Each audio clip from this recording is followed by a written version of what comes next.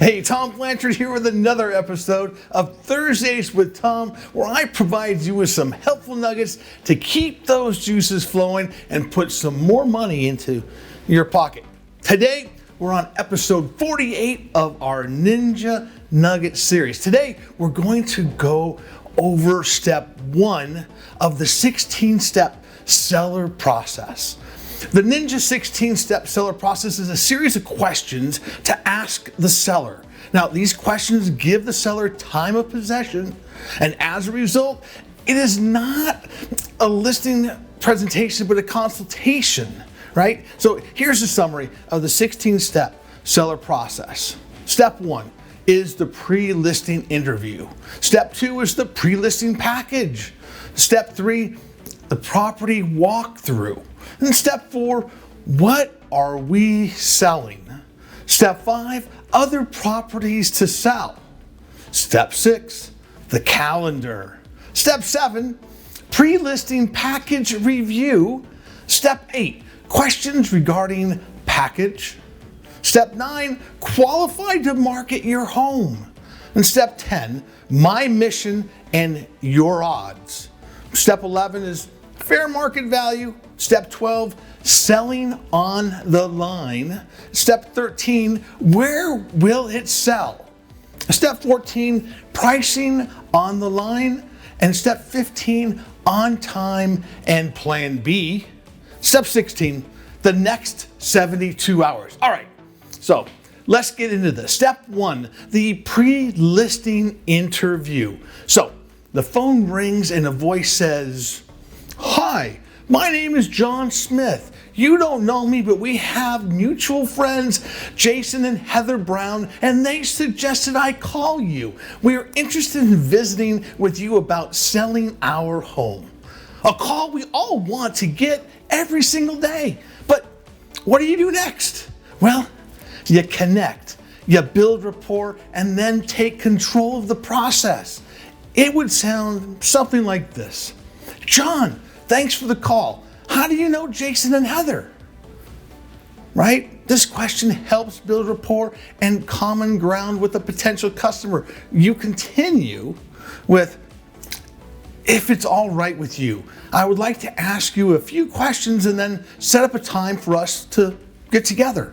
Now, these questions are to help me prepare for our meeting and should take about 10 minutes. "Is this an okay time with you?" The customer, John, agrees, and you pull out your pre-listing interview questionnaire and start asking the questions. These questions are organized with prior learning questions first to build a foundation of trust and confidence. The goal of the pre-listing interview is to gather basic information so you are prepared when you meet with the seller. You will almost pick up subtle nuances in the conversation, such as the seller's personality type, priorities, and so on. It is important that you simply ask the questions and take notes. Be conversational, but do not allow yourself to become engaged in discussion on any particular question, such as price. Avoid selling over the phone. You're simply examining the patient, not performing the surgery. Just read the questions, take notes, and move on to the next question. Let's go through the questions on the pre-listing interview, shall we? Now, questions 1 through 7. These are foundational questions that access prior learning. Now, most of these questions you could look up, but the real reason for asking them is to have the seller get comfortable answering questions to which they know the answers to. Now, questions 8 through 12, these are questions will give you a pretty good idea of the home's condition. In fact, how the seller answers questions 10 through 11 is a list of what most buyers will expect to have done in the home and will provide a list of items that need to be done to get the home ready for market. These questions are especially valuable if you are doing a one-call listing. Questions 12 and 13, well, these questions can be touchy and or optional depending on the situation and how much rapport you feel you have with the seller. During the Great Recession market, with a very high percentage of the properties being underwater financially, these questions were very, very important. Now, question 14, listen very carefully to how sellers answer this question. They will give you their top priorities, your marching orders, right? Make sure you cover these concerns when you meet with them. Also, this is a qualifying question for them. If they don't say they are looking for a realtor who can get the job done, it may mean that they're not very motivated. Now, question 15 is you don't need to ask for the names of the brokerages they are interviewing.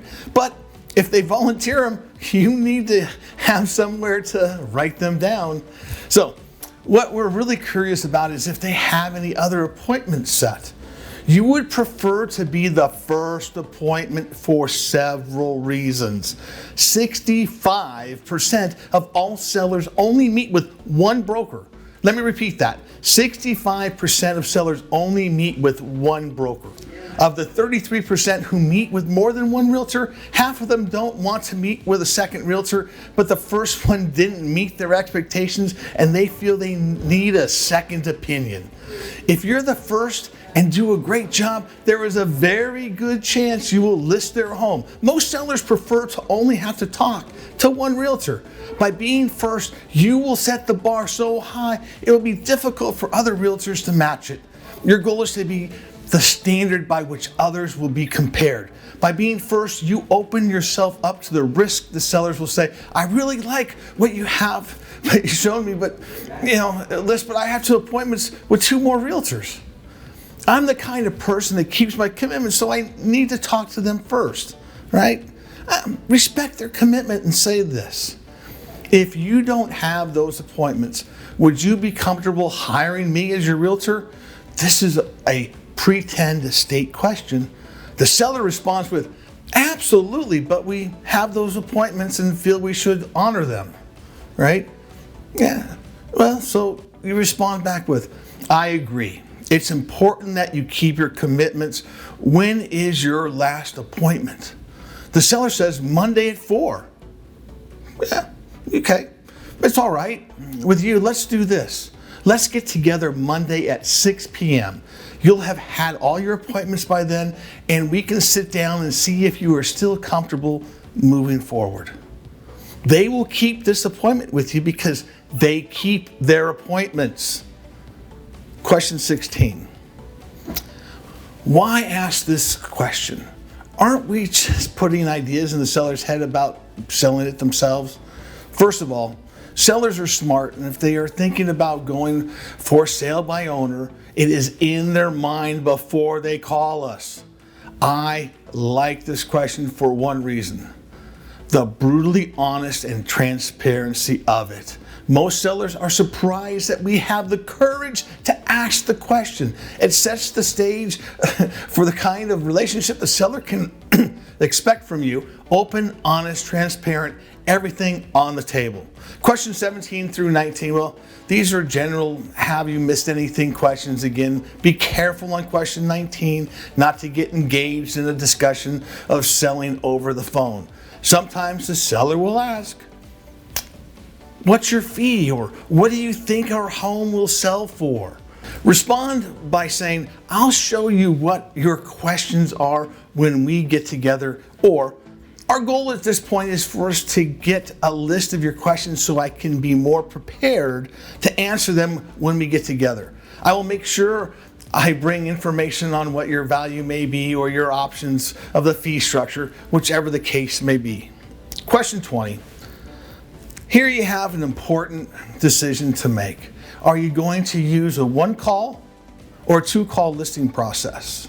You have to make a decision and communicate what happens next to the seller.